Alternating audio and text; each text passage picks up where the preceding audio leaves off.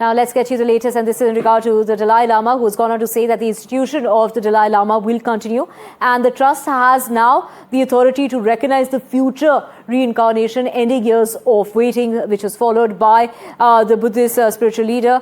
And this is Dalai Lama there formally affirming that the 600-year-old institution of the Dalai Lama will continue even after his death, issuing that definitive statement. Do remember that it was his 90th birthday, and we were expecting, a successor to be announced. So that announcement, was expected as far as, Dalai Lama is concerned. But there, China rejecting the plan of Dalai Lama. So that is China there rejecting the plans of Dalai Lama. Dalai Lama there saying that the trust will decide the successor, and that tradition is going to continue. But China they're saying the successor must be approved by us, and that not the trust that Dalai Lama has spoken of. So Dalai Lama there, right after his 90th birthday, we were waiting for that announcement of the successor, and really waiting for the announcement if this tradition is going to continue. Dalai Lama there today formally affirming the 600-year-old tradition, and that institution of Dalai Lama will continue after his death. But, China there,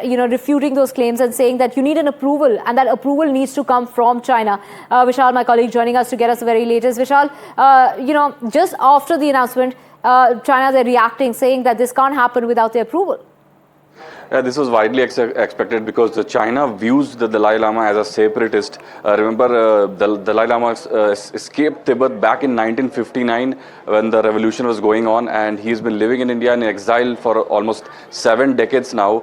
And he is regarded as the spiritual leader, and he's already said just a few hours ago that this reincarnation tradition will continue, and this whole tradition of choosing a successor for the next Dalai Lama, this will also continue. And he has in effect said that this existing mechanism will also continue, and he has in a way rejected China's repeated demands that there will be someone chosen from China. And China, on the other hand, has now come back with a statement saying that China should be able to choose the next leader. But this back and forth is expected to go on.